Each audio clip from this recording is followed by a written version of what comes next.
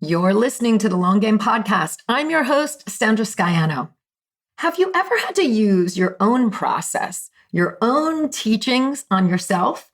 Now most of us have applied our own skills to our businesses, like I've designed my own website and built out my course items, but I may not have fully followed and gone through my own process while doing it. Having to deeply connect and put herself through her own teachings of branding is what today's guest, Mallika Malhotra, had to do. Mallika is a branding expert, brand photographer, and creator of the Brand Attraction Society membership. And when her family relocated to Maine just before the pandemic, Mallika found herself needing to establish herself and her business completely from scratch. She turned inward and she relied on what she teaches other business owners to build a new community in a new area. I love the story that Mallika shares today because think about it. What would you do to restart? And yes, so many of us have digital components to our businesses, but as we always talk about here, we need those in real life supportive relationships. That community is so important to us on the journey. You just need that. Mallika dives deep today on branding and brand photography and her membership site, as well as this story about applying her own process to herself. So you really get a sense of her brand philosophy by how she approaches and talks about her work. Today, the long game is Brand Attraction with Mallika Malhotra.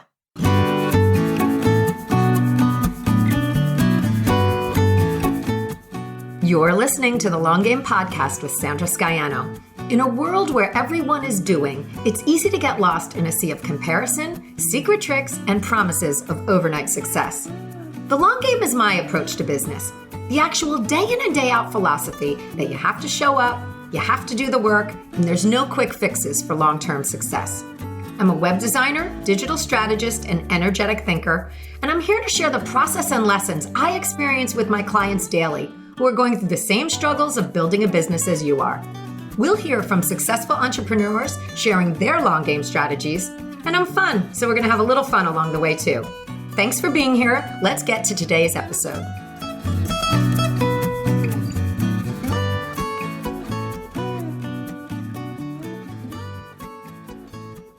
I am so excited today. We are joined by photographer, mom, wife, entrepreneur, and membership creator, my good personal friend, Mallika Malhotra.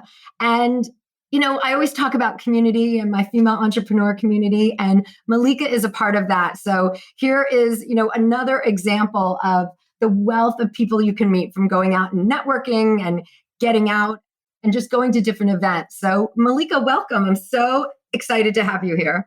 Oh my goodness. Thank you so much for having me. It's so nice to see you. It's been so long, but I love that we're connecting here and so excited to be part of this.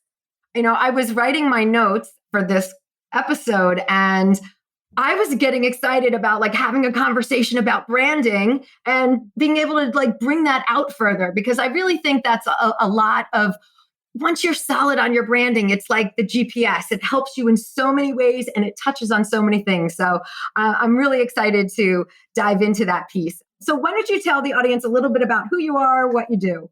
Sure. So I am a brand photographer and a brand strategist. My business is called Miki Photo & Co.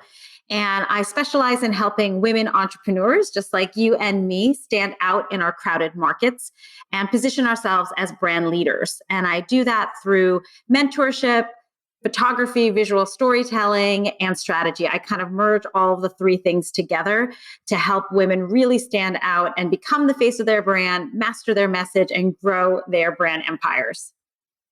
It's so important, you hear people say oh, you don't need a website, you don't need photographs, you can go and do it. And yes, you can really do anything you want, any way you want. But, I think that the photo piece and the website piece, they go hand in hand, but that really is such an important piece that I implore on all my clients to start there.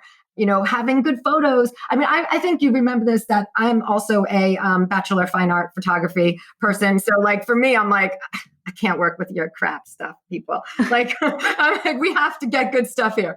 But, it helps in so many ways. And again, with that storytelling piece, and when it's time for people to really make that commitment and step up and outward and lead with themselves as the brand, quality photos legitimize you and they really help convey your message.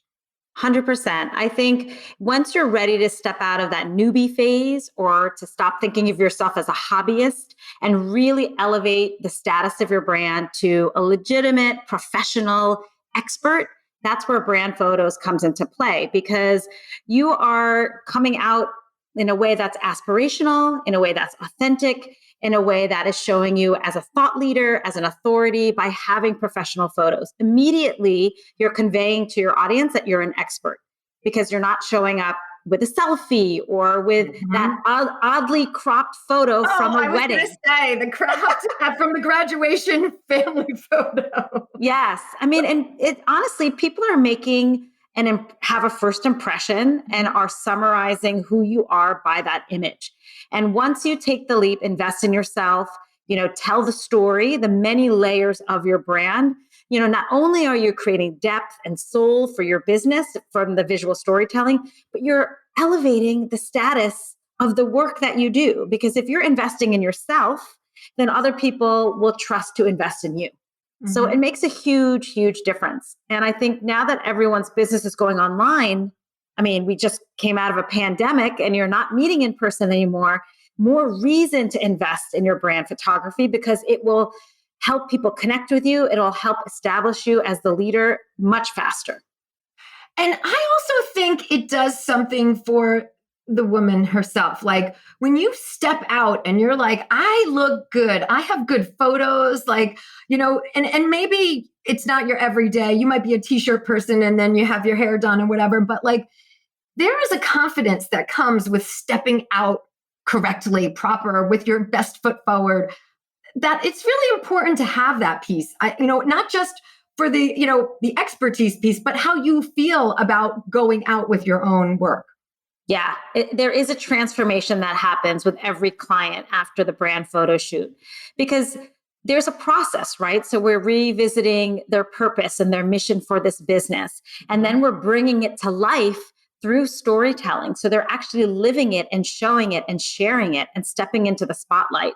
So the photo session almost becomes this confidence catalyst where they are now ready to be seen as the face and the heart of their brand. And then what happens is it sort of unleashes all of this other wonderful stuff for us as women, where it's confidence, it's feeling like leaders, leadership, it's, being of service, finally telling, ourselves that we can show up and be of service and generous and helping people with the work that we're doing. And we forget then for hopefully more than a moment, the wrinkles and all of the things that we become so obsessive about because we're thinking beyond the photo. We're thinking about the movement that we're trying to create through the photo.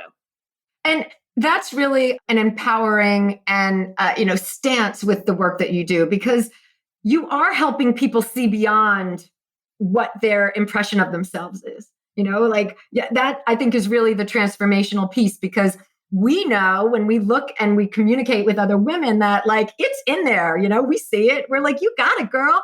And you help bring that out and help the woman see it in herself and bring that forward. So, I think you're in a really special place for women's empowerment as well. Yes. And, there's one type of photo that I love to take for my clients, and it's what I call future forecast. We actually talk about where do you see yourself in 3 years, 5 years, 10 years? And let's try to capture that. Let's try to tell that story now so that we can get that faster, get there faster, get things moving. And that's a photo that a lot of my clients, they just all of a sudden when they see it and then things happen, they're like, oh my God, I can't believe it. I didn't know it at the time. And then I shared it with the universe and things started to click and now I'm there and I never thought I would be there. And that's such a powerful moment, I think, when someone can help you see beyond who you think you are today and tell that story in a visual that you start sharing publicly and announcing, right? I think I'm going to be this and I'm going to just declare it right now. And I love, you also help I'm very familiar with your work, of course. So, I love that you really also help women name what that is. Like there's a lot of like, I'm joy or I'm this. Like, I think that's important in that storytelling piece as well, to like help people identify or visually identify and show what they are. Yeah, I think, a lot of it is how you make your customers feel. And we want to be able to share that in images. It's not just the process. Sure, we want to showcase our personality, but we also want to tell the story about what it's going to feel like to work together, because our businesses are very much a relationship. It's not transactional. So if we can demonstrate a feeling of joy or a feeling of peace or a feeling of confidence through the images, then it just allows our audience to like get all of the information that they need about us to see if they want to choose to work with us or not. And what are some things, if you could give us a couple of quick tips that you'll say, to help women get ready for their shoot? Like, what are a few things? So, I mean, the biggest thing beyond obviously like, the beauty and the styling and all of that, the biggest thing really is clarity on your message. I cannot say this more. I mean, I'm always preaching this, that, these photos that we're taking for our businesses aren't vanity photos. These are photos that are intentional and strategic and are meant to grow your business. So if you're not clear on, what you stand for, who you serve, who you're meant to, work with, if you're not clear on your mission and the vision of your business, then the photos are going to lack the depth and the sustainability power that you'll be able to use them over time. So you need to understand those things. How are you different? Who's your ideal customer? What's your marketing plan? What are the things that you're going to be launching in the next year? Is it a membership? Is it a course? And it's important for the brand photographer to know that, so that they can then give you the visuals and the assets that can help you that year and beyond. Mm-hmm. The other thing I would say, one thing on that, like, I'm just going to imagine that being more secure with all of those items, knowing your brand message, knowing your audience, like that makes your clients, your subjects feel like they can do a better job on the day of the shoot as well. They're more comfortable in terms of that, right? Yes, because the clarity builds confidence. Right. So when they're clear on who they are, the work that they're doing, the transformation that they're making, the people that they are serving, how they are different from the rest, then they're like ready to step into the spotlight. Right. And they feel a lot more secure, and they're ready to share that message. And it's a beautiful thing to watch. It's when we're unclear and we're a little scattered, or we're feeling like a cookie cutter or a copycat, that the insecurities do come to the surface. And then that kind of, there's a domino effect with a lot of other things that happen in terms of how they look or how they dress. And that's harder to then get them to focus and remind them that we're here for photos for the business and to share a story and a message to grow the business. And it's less about who we are and what we look like, and it's more about what we're trying to do and create in this world. Right. And I like that, centering it back to that, because it is an exciting piece and it is a big step for a lot of business owners. So it's like so much is going on for them that it's a nice centering back. Next tip, what do people need to have ready?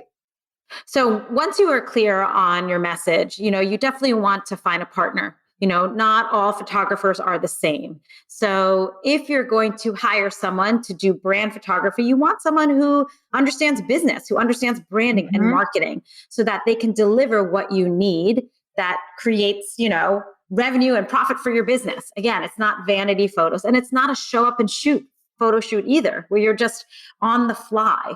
You're thinking about, what are the stories that we want to tell? How am I going to position my business as a leader differently? What's going to build a bridge of connection with my ideal client? So you want to make sure you have the right partner. The next thing is you want to, and this is more of a logistical thing, once you have the photo shoot booked and you know what you're doing, you want to make sure that you get hair and makeup. You want to make sure you're wearing your clothing before, testing everything out. you want to set yourself up for success and Mhm. invest in the beauty team so that you can sort of have that confidence within and that will shine through. This is really, self-care, right? So take Mhm. care of yourself and then it will show in your photos. And so it's really brand clarity, finding the right partner and getting that team of experts that will help you look your best and feel your best for the photo shoot. And it is so worthwhile for this investment because these photos last. Like this isn't something like, oh, I've got to do this every year. I mean, we're so into this social media shooting culture, but this is different. These are not social media photos. This is your overall brand. I mean, you can get longevity. I use my photos for a long time until I'm ready. Like they are not a fit anymore, or I've grown out of my business image in that way and I'm ready for something new. And so it's a worthwhile investment to get that team, to hire the photographer, all of that. Yes, I absolutely agree. I mean, it is a controversial topic, I would say, with brand photographers. Some people think you should have photos every year, but I honestly think you do not. You invest once, you do the strategy part right, and Mhm. all of those things should be able to last for you for 2 to 3 years. My clients have had their galleries for 3 to 4 years, and it's a big enough gallery, it's robust enough that it has multiple stories, it has diversity, there's varied vignettes in there so that they can tell many stories. And the whole point of branding is to commit to something and use it over and over again so that you're memorable. So that's the Completely. whole point of using these photos, right? It wouldn't make sense to take new photos all the time unless you really needed to. I just don't see the value in that. I think if you have a big enough gallery, you need to reuse those over and over so that people recognize you immediately. Totally. I used to joke with my husband because, I've got this blonde streak down the front and he would always be like, dye your hair red. I was like, I cannot dye my hair red. All my photos, I have the big blonde streak. Like, I was like, I'm not going red. We used to crack up about it. And my excuse was the photos. Yes. Well, and it's true. If you have a drastic change in weight or hair color, or you look different, then it might be time to get new photos. Maybe you're launching something new and you need certain types of photos that will help Mhm. and accelerate the launch. Then yes, that might be something you want to consider. But that's why the planning is so important, where you're thinking ahead of time, what are some things I want to launch? Is it a course? Is it a membership? Then make sure you take those photos that can go along with that story. So even if you don't have it right now, you have it in your arsenal for when you're ready. And I love that point you bring up because branding really is about longevity. Like branding isn't something that's flippant and we change often. If you do it right, the idea is to just ride it out and stay with it for a long time so that you can work on other pieces of your business. So this fits right into that scenario. I know that you in the past year have moved. You have moved from New Jersey to Maine. You picked up your whole entire life and relocated. And I want to talk about that from a business perspective and a branding perspective, because, I know you were so ingrained in your community and with your family, and you had a network and a female entrepreneur network, and that was really major, to however the decision came about to leave. But to start afresh, and I want to hear your experience with that and, how you, applied your learnings with branding and all of that to kind of start fresh again. Yeah. So I'm not going to lie, full 100% transparency. It is hard. Yeah. It's heartbreaking. It was heartbreaking for me to have to leave New Jersey because I was there for 9 years and really worked hard to build my brand and to Mm-hmm. build it to a point where I was the go-to brand photographer. I had a network that I leaned on that were like my business besties, and we were doing book clubs and networking events and workshops, and that's hard to leave. But of Mm-hmm. course, life happens. My husband got a job at Maine Medical up here, and we just had to go. And I'm sort of used to it. His job, we've moved quite a bit for his work, but we were in New Jersey for 9 years. That's a long time. My kids grew up there. My family's in New York. So, moving, it was hard. It was heartbreaking. And during a pandemic was even harder Oh because I my didn't God. have any closure. I couldn't say goodbye to anyone at the time. And I had to cancel a lot of shoots that were booked for brand photography. So financially, there was a loss. And then also like I wanted that last hurrah, right? Of Yeah. closing out, and I didn't have it. And I think, honestly, when I came to Maine, it was hard because I felt a huge like grief and loss because I wasn't able to have that closure. And then I had to just sort of pivot like everybody else during a pandemic and figure out how would I rebuild my business in a new place where nobody knows me, no one knows my brand. And so kind of applying all of the tools and the skills that I teach my clients and my members of like how to build a brand. Yep. And the way I started was I looked for organizations where there were like-minded women.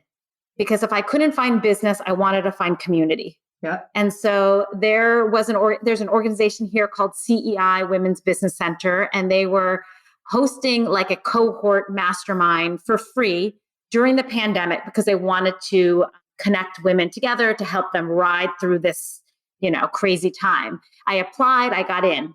And so it was 10 weeks that we'd meet every week, just like a mastermind. Okay. And I was finally able to meet other women and make, just feel like I was a part of something, part of this new place. And it's a slow build. I'm still building my brand. I've been here only a year. Yeah, but it's a long game. It's a long game for sure. But from that group, I was able to meet other women. And then I was able to then pitch that same organization to be a speaker. So I started teaching, and yes, everything was for free in the beginning, but it was okay, or a small amount of money, but it was okay because I had to like really establish myself in the Maine market. The culture is very different than New Jersey. So, they don't trust me. Right? You really have to get a pulse of like the environment that you're in. Yes. So here I am with brand photography, with styling and makeup and hair, and the Maine culture, Maine market's like, I don't want that. I'm wearing duck boots. LL Bean, right? Yeah. It's totally different. Yeah. So I had to learn that. I had to, figure out how can I build the trust in them? And that was really through teaching and speaking. So I spent a lot of time investing in that. And so now I do that more often with this organization, but I've been able, and then I built a studio, which is right behind me, which is new. So exciting. And started to, had to lower my prices and just really try to get people in the door to build my portfolio. Because when you're in a new place, no one's going to trust you if you're still using the same images from people in New Jersey, because they don't care about people from New Jersey here. They want to see people in Maine. Right. That is so intriguing because that's a piece I really didn't think about in that whole move, is really that pulse of the community being different, or that style of the community being different. And the same brand building applies. I mean, you still need to be the face of your brand, and you need to come forward in terms of also what you're speaking about to women, but it's just tweaked a little bit in terms of the style and the approach. Right. Well, you have to listen to your audience, right? You have to listen to your audience, and you have to understand what is the problem that they need to have solved, and how do I need to modify my programs, my offerings to meet them where they want to be met. And so I have sort of removed hair and makeup from my packages to let them kind of do it if they want to do it, which is fine for now. But I'm hoping in like year 2, I'll be able to go back to that, because I do think better pictures are when you have hair and makeup. And a lot of my clients are starting to do that now. But even in the beginning, hair and makeup doesn't mean false eyelashes, or right? It can just be subtle. Yes.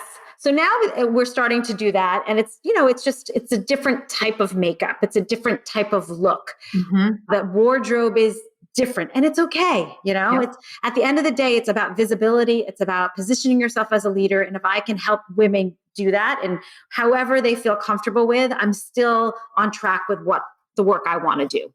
That's awesome. You mentioned building out a studio. So are you doing more in studio work as well? I know for the audience, Mallika does a lot of location shooting type of lifestyle in that branding piece. So are you doing more studio work, or is that a direction for you? So I've shifted, just because during the pandemic, people didn't feel comfortable or safe going out, and you'd be wearing a mask, right? So it wasn't really an opportunity to keep the on location type of shooting. And so I was just inviting people into my studio. And it's not like the sterile studio. Like, as you can see, I have like vignettes. I have a kitchenette. I have a lifestyle couch. but it allows me to invite them to a safe place. It allows me, it's all natural light. And it allows me, it's more flexibility really on my time. And so I'm sort of Oh my gosh, right? shifting. Yeah, I don't have to be running all over. I mean, I still do. A couple of clients want to go to the lighthouse or we go here and there, but I really try to bring them here because also that's a point of difference, right? So what can I bring different than the other photographers in the market? I have a space, a creative, modern, new space that they don't have to think. They arrive, I have a prop closet, I have everything that they need. I have the desk, the conference table, the couch, so I'm So using cool. the brand story to tell people how I can do it differently and solving the problems of where to shoot. What do I need? No problem. I got you covered. So, Right. That's super cool and really smart of you to use the space that you have to create something for yourself in that downtime. I mean, that's a major pivot. And you had all of this happening at the same time. And so I just think it's really smart to identify that for yourself and then build it out and have it ready. So as things are opening up more, you had the forethought for that. Really, yeah. I really mean, the good vision strategy. maybe is retreats, workshops one day, once everyone's vaccinated and they can come in, that's what I'm thinking for the space is one day having maybe 2022 doing a retreat here. So we'll see. Super cool. That would be a beautiful place, a beautiful time. There's a lot of things you can do in the area that you're in that without having to go out for everything, Yes, in terms of that. definitely. So I know another piece that you've been building for a little bit has been your membership, the Brand Attraction Society. I know that it is a membership that's really focused on nailing your brand and creating your business story. And we talk a lot about that here, how story is so important to that. And that really helps give you the visibility. So can you tell us a little bit about how this came about, what you guys do in there? Yeah. So luckily, I launched this in January 2020, so months before the pandemic, because obviously Just my brand, months. yes, because my brand photography arm completely closed. So I was able to really kind of lean in and own the membership as my core offering. Wow, dedicate yourself to it. Yes. And so I've been doing it for a year and a half and it's been great. It is a membership dedicated to branding. As you know, branding is an ongoing beast, right? We are always trying to nail our audience, nail our message. It's really branding and marketing. And I've been able to cultivate it to a community of 30 amazing women from fields of interior design to law to health coaching, photographers. There's a nice diversity all over the country. I even have someone in Kenya. I have someone in Canada. I mean, it's amazing. And Awesome. so I just had found that there was a need for women to have this ongoing mentorship, to have a place that was safe for them to ask questions, to have, 2 calls a month where they can come in and get real answers in real time. I think women were getting tired of Googling everything, and without in-person networking, it was harder to try to get the support, the peer support, the accountability that they needed. And I love leading communities. And so I was going to say, being led by someone who's an expert as well, that's a relief to know that the biggest problem with going to YouTube and Googling is who do you believe? right. You find that you can find a million videos. Who do you believe? Who do you listen to? And I've intentionally designed the membership so that it's not 100 people. It's at a certain price point where I'm slowly growing. And I've done that intentionally because I want to be hands-on in people's businesses. I want to know their name. I want to know, what they're doing. I want to be able to tag them in the group if they haven't posted and be like, what's going on? What are you doing this week? And I want to create that intimate community. And I know, of course, every coach will be like, you can scale and do all of that. But I just know myself. I know what I believe in. I know what my values are and what I want out of this group. And so for me, it's just a slow growth. So, I had founding members. I had about 10. And then I would add, 4 more, 5 more. And then of course, retention is a big issue. Some people with the pandemic, it was hard. So I had some people leave. But I want it to be a place where I know my members are making an investment. So it's going to be small, it's going to be intimate, and it's going to be a place where they can connect with each other. I will support them. in my newsletter, in like my other free, bigger Facebook groups, they get the support that they need and the mentorship that they need to just keep moving to the next best step.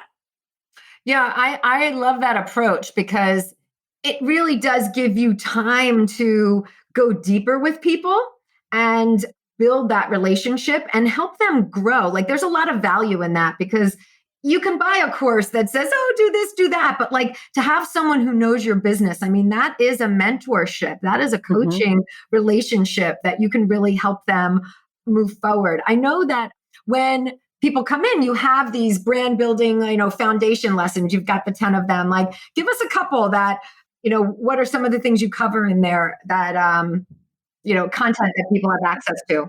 Yeah, absolutely.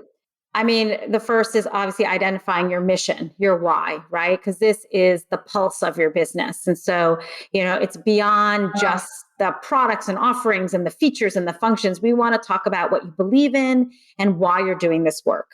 And so if success is like individual to everybody, it means yes, that I've really been focusing on that. We all have our own definition of success and it's not always monetary. right. So that's a big part. We talk a lot about that. We talk a lot about, the vision of our business. Where do we see ourselves in 3 years and 5 years? Because if you're not planning for that, what are you doing every day, right? You need to set those goals. A big thing for me is the niching down and finding your point of difference. We just spent a couple of months on that. What is your niche? How do you find it? Why does it matter? You want to become a specialist, right? You want to move away from being a generalist and positioning yourself as an expert and a specialist. And this means maybe not serving everyone, right? And kind of narrowing down your market. So you just told me you're a specialist in Kajabi. I think that's brilliant because if someone comes to me and says, I'm launching a course in Kajabi, who's the first person I'm going to think about? You, because it's specific and it's specialized. And it also helps you, like I go deep in it. Now. Yes. I'm able to go deep instead of saying like, oh, a little bit over here and a little bit over there. Like I think also as the business owner, niching down is such a good way to focus your energy. Yes, because then your marketing is simplified and you don't have to be talking about 1,000 things and all the products and services that you're offering and everyone's confused. And so they're paralyzed and they don't want to buy from you. So we definitely talk a lot about finding your sweet spot and identifying your ideal client and making sure it's not everyone, but a specific group. I mean, and then we talk about tactical things like your Instagram feed. What does it look like? What's people's first impressions? Is your bio working hard enough for you? Sales pages. What's the anatomy of a strong sales page? Is it converting? We talk about your homepage. What's this, what's the hook in the headline? Is there enough information there that people can make a good decision to choose you? So we cover a lot of things from, brand strategy to more tactical things, because I think you need both. Right. You need to know the strategy, but then you need to be able to implement it in real life business ways. That you've just tapped into it so well right there. Everyone needs that. Yes. Everyone needs to join. I mean, even though everyone can't because it's intimate, but seriously though. And I love like what you're doing in terms of pricing and commitment. Like I was literally on a call today with a client. We were talking and I said, listen, it is just as much work to bring in $25 a month for a membership as it is to land a $5,000 client. And I know that sounds, how could that be? But when you are working, you're still selling it, you're still selling it and you have got to keep people engaged each time. So, I know that you believe like you have people do a 3-month commitment when they come in. Yes, it's a minimum of 3 months because I don't think you can see results unless you are in the group for that long. And you're not going to understand the rhythm of the group unless you're in the group for that long. So I can't enforce it, but I highly suggest it that if you're going to join, you might as well join for 3 months in order to see some kind of change in your business. And, when you're in a community too. So the other people want to get to know you. And sometimes it takes 3 months for everyone to get to know each other. Right. Oh, completely. And I think your approach also is this is an investment in yourself. We've talked about self-care in other ways. So don't sell yourself short by just hopping in and hopping out. I mean, I think that's one of the biggest mistakes that I see entrepreneurs make in everything. Like I try a program and I hop in and I can't understand it, so I leave. It's the same thing with memberships. I hop in, I don't give it the time. Yep. They're not investing in themselves that way. So for me, I like the commitment piece. Yeah. And I think, when you're pricing your membership, you need to be careful, right? There's a volume strategy, obviously, and you price it low. But sometimes if you price it too low, people are like, oh, I'll just check it out for a month and then I'm going to bounce, right? Because the investment isn't there. And I've tried to do the opposite of where my membership is $197 a month, but you're going to get tons of value. And if you pay that, I know you're going to be more invested. Time, energy, support, you're going to get it. So I'd rather have people that were more action oriented and results driven and community minded paying that price point, because I know they'll stay longer and they'll get more out of it. And that really ties into the whole conversation of retention. When we talk about memberships, I'm working with people every day. That's something that's really a kind of a movement now, courses and memberships. And people don't understand the concept of retention. Like, you've really got to build that in. So I love that you mentioned that piece in terms of the pricing and the investment piece, because that is something that works towards retention. But what is like something that's really working for you right now in terms of keeping your membership active and people engaged? Yeah. So, retention, there's a science behind it. And I'm always trying new things to try to retain my members. And I also try not to take it so personally if people leave, right? I just sort of reframe it and saying that the door is open for the right people to come. But so a couple of things that have helped me in terms of retaining my members. One is, obviously, I told you my strategy is to keep it small so that I can be very hands-on, which means I know my members' businesses very well. So I can counsel them, advise them, and they're not just a number. I know them. The second is creating an experience for them, right? So they come in, they get a gift in the mail.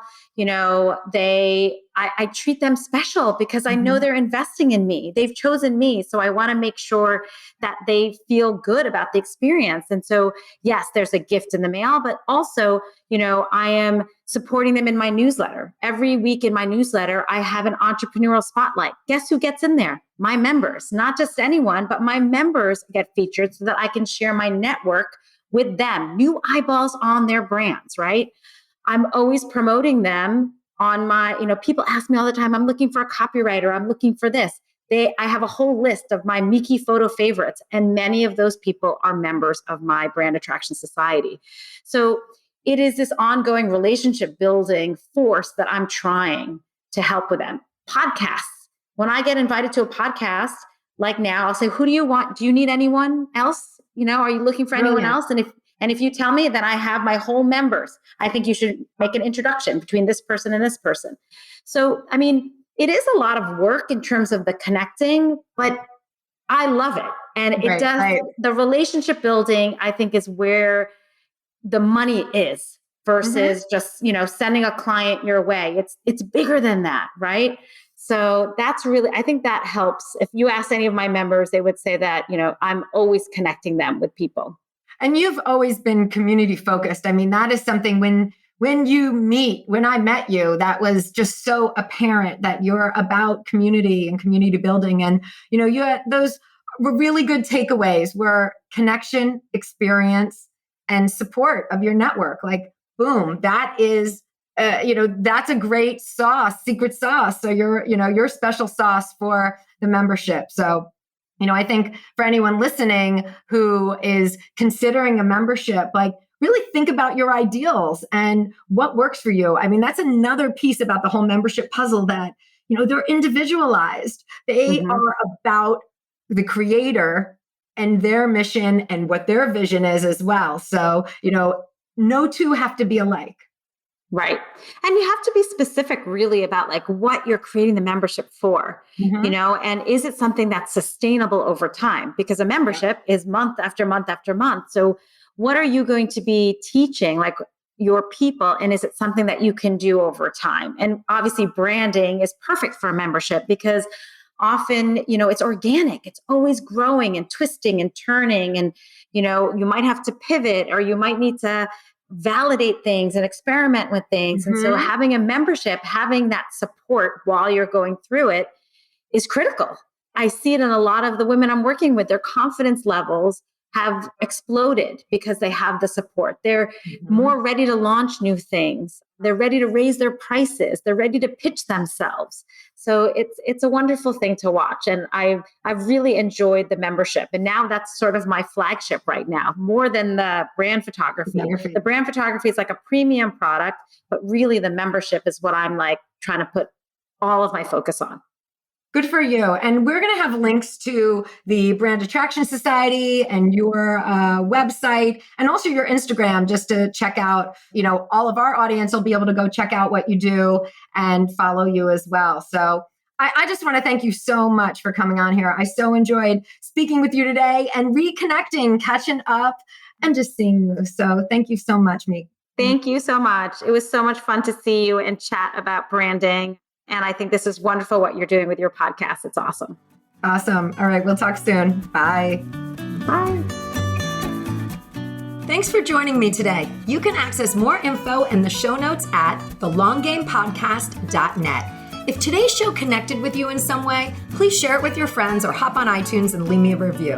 Until next time, keep playing the long game.